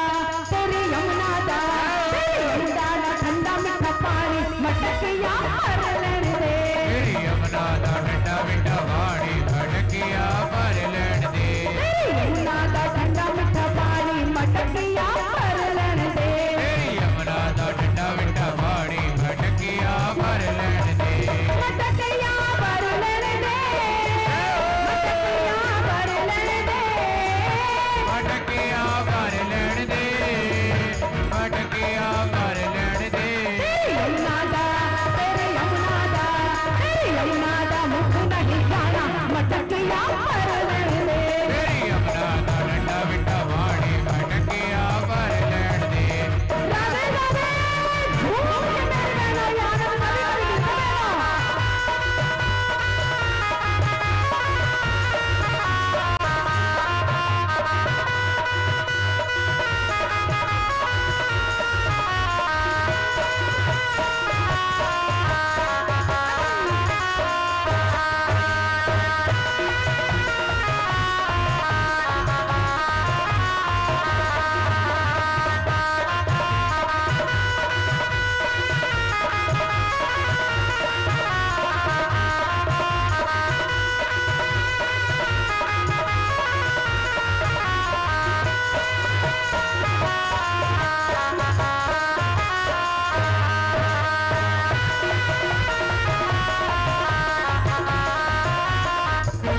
घर से आई शाम पानी दे बहाने करते आई जा पानी दे बहाने घर से आई शाम पानी दे बहाने करते आई जा पानी दे बहाने आगे दिखे तेरे नैन मस्ताने आगे दिखे तेरे नैन मस्ताने जान हो गई मस्तानी मटकिया भर लेने दे तेरी यमुना दा ठंडा मीठा पानी मटकिया भर लेन दे तेरी यमुना का मुख नहीं जाना मटकिया भर लेने दे तेरी यमुना दा ठंडा मीठा पानी मटकिया भर लेन दे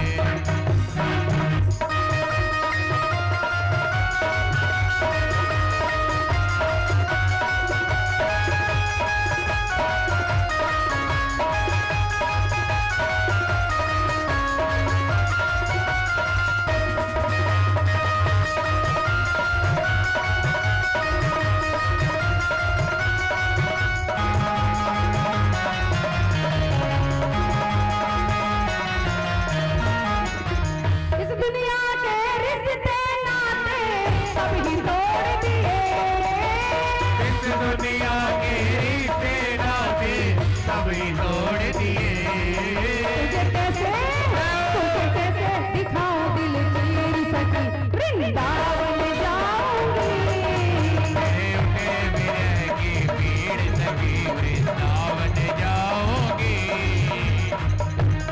जय हो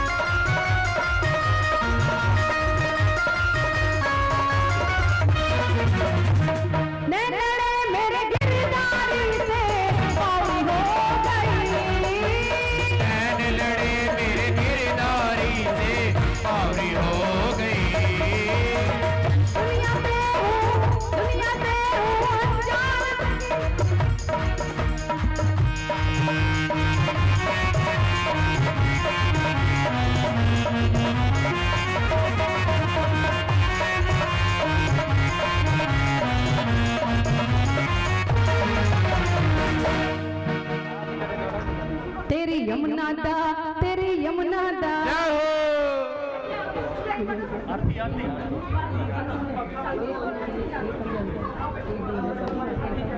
आरती करे जा पहले सब लोग खराब है। जय श्यामा तू है नंद गाँव दा। राधे राधे राधे राधे राधे राधे राधे राधे राधे राधे राधे राधे राधे। जय श्यामा तू है नंद गाँव दा। मैं भी चक्रिया पंजाब दी। जय श्यामा तो नंद गाँव दा। मैं भी चक्रिया पंजाब दी। चक्रिया पंजाब दिया तेरिया गल्ला जान दी। चक्रिया पंजाब दी मैं तेरिया गल्ला जान दी। तेरिया गल्ला जान दी तेरी करतुता जान दी। तेरिया गल्ला जान दी तेरी करतुता जान दी। जय श्यामा तू है नंद गाँव दा। राधे राधे राधे राधे राधे राधे राधे राधे राधे राधे राधे राधे राधे राधे। जय श्यामा तू है नंद गाँव दा। मैं भी चक्रिया पंजाब दी। जय श्यामा तो नंद गाँव दा। मैं भी चक्रिया पंजाब दी।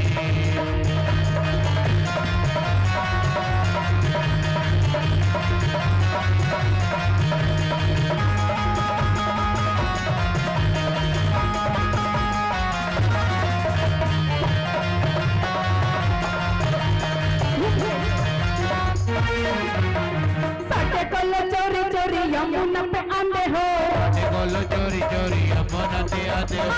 साडे कोल चोरी चोरी यमुना पे आंदे हो। साडे कोल चोरी चोरी यमुना ते आंदे हो।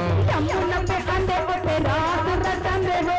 यमुना ते आंदे हो ते रात रचांदे हो। तेरे नाल मेरे नाल मेरे नाल भंगला ते सिखा कभी चक्रिया पंजाब दी। जय श्यामा तो नंद गाँव दा। मैं भी चक्रिया पंजाब दी। साडे कोल चोरी चोरी यमुना पे आंदे हो। साडे कोल चोरी चोरी यमुना ते आंदे हो। यमुना पे आंदे हो ते नैन लड़ांदे हो। यमुना ते आंदे हो ते नैन लड़ांदे हो। यमुना पे आंदे हो ते नैन लड़ांदे हो। यमुना ते आंदे हो ते नैन लड़ांदे हो। तेरे नाले मेरे नाले आँख को लड़के दिखा चक्रिया पंजाब दी। जय श्यामा तो नंद गाँव दा। मैं भी चक्रिया पंजाब दी। बोलो बाके बिहारी लाल की। बोलो उच्चतारी वाली की। जय हो।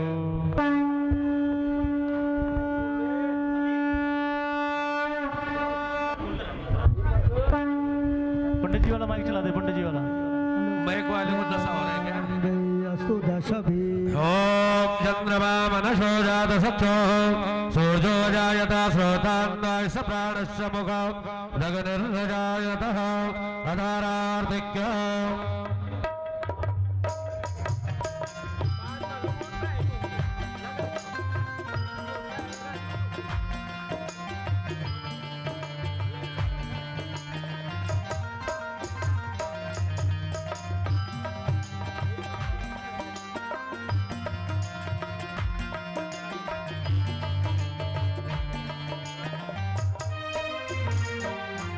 श्री भागवत भगवान की है आरती। पापियों को पाप से है तारती। श्री भागवत भगवान की है आरती। पापियों को पाप से है तारती। श्री भागवत भगवान की है आरती। पापियों को पाप से है तारती। श्री भागवत भगवान की है आरती। पापियों को पाप से है तारती।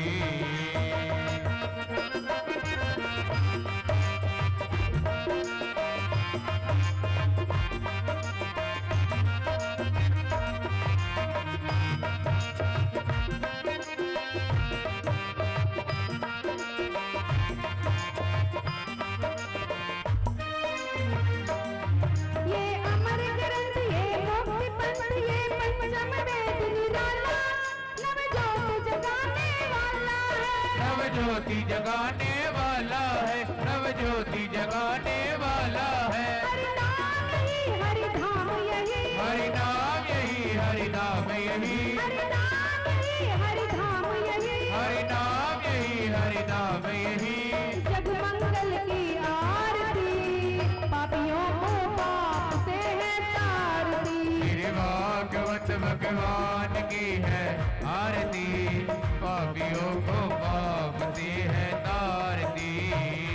बड़े भाव से ये आरती हर किसी को नसीब नहीं होती प्यारे, बहुत अच्छे कर्म वालों को नसीब होती है आरती, इसीलिए बड़े प्रेम से बड़ी शांति बनाए रखे आरती में।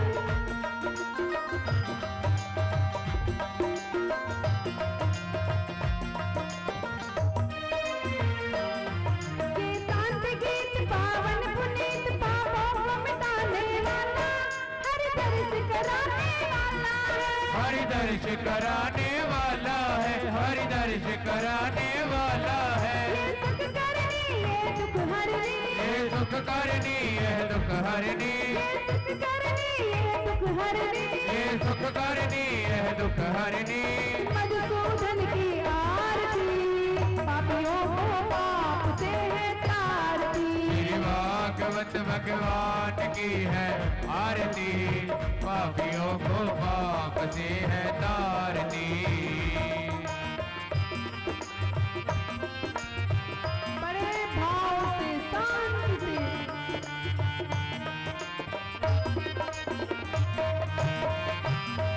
बड़े प्यार से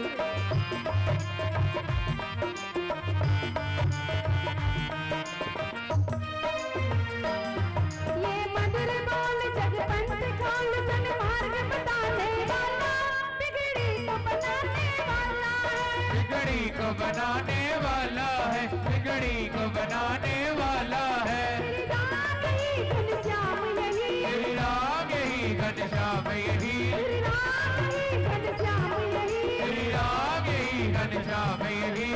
पर महिमा की आरती, पापियों को पाप से है तारती। श्री भागवत भगवान की है आरती, पापियों को पाप से है तारती। श्री भागवत भगवान की है आरती, पापियों को पाप से है तारती। हरे रामा राम राम हरे हरे, हरे कृष्णा हरे हरे। तुम्हें माता जटा तुम्हें जटा तुम्हें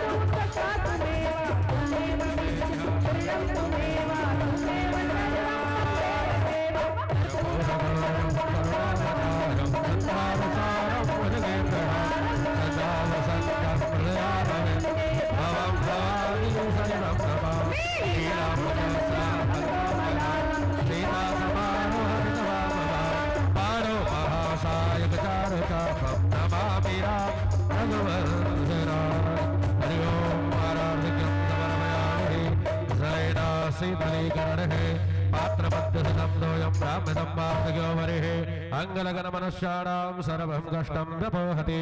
ओम जजेन जजमय जन्मदेवास्तानि धर्माणि प्रथमान्यासन्न तेहनाकं महिमानः सजन्त यत्र पूर्वेशाद्यः सन्ददेवः। ओम राजाधिराजाय प्रसय्यसाहिने नमो वयं वै सर्वणाय गौरमहे। समे कामान् कामकामाय मह्यं कामेश्वरो वै सर्वणोर्दधातु। कुबेराय वै सर्वणाय महाराजाय नमः। ओम विश्वतक्षरत विश्वतो मुखो विश्वतो बाहुर्त विश्व तस्मात् संबाहुव्याधपति संवत्सरेर्ध्यावा भूमि जनयन्न देवैकः। नाना सुगन्ध पुष्पाणि यथा कालोद्भवानि च पुष्पाञ्जलिर्मया दत्तं गृहाणां परमेश्वरः। ओम द्योः शान्ति अन्तरिक्षगं शान्तिः पृथिवी शान्तिरावः शान्तियोगदयः शान्तिः वनस्पतयः शान्तिर्विषमे देवाः शान्ति ब्रह्म शान्तिः सर्वगं शान्तिः शान्तिरेव शान्तिः सामा शान्तिरेधि सुशान्तिर्भवतु। बोलो वृंदावन बिहारी लाल की। श्रीमद्भागवत महापुराण की। वेद व्यास भगवान की। ओम पूर्णमदः पूर्णमिदं पूर्णात् पूर्णमुदच्यते पूर्णस्य पूर्णमादाय पूर्णमेवावशिष्यते। ओम शान्तिः शान्तिः सुशान्तिर्भवतु सर्वा अरिष्टसुशान्तिर्भवतु। श्री राधे राधे हेलो हेलो बोलिए श्री बांकी बिहारी लाल की, गिरधर गोपाल की, श्रीमद् भागवत महापुराण की। तो बड़े ही प्रेम से आप लोगों ने इस पावन कथा को श्रवण किया। तो आइए परिवार के सदस्य वे आप सभी भक्तजन आदरणीय व्यास जी महाराज जी से, आदरणीय गुरु माता जी से आप सभी प्रसाद जो है आज आप सभी को व्यास मंच से मिलेगा। हाँ बोल, आदरणीय व्यास जी महाराज जी से, आदरणीय गुरु माता जी से आप सभी एक एक करके आइएगा, प्रसाद लीजिएगा और प्रेम से ज्यादा भीड़ ना कीजिएगा और विदाई रूप में आप सभी प्रसाद लेते हुए सबसे पहले परिवार के सदस्य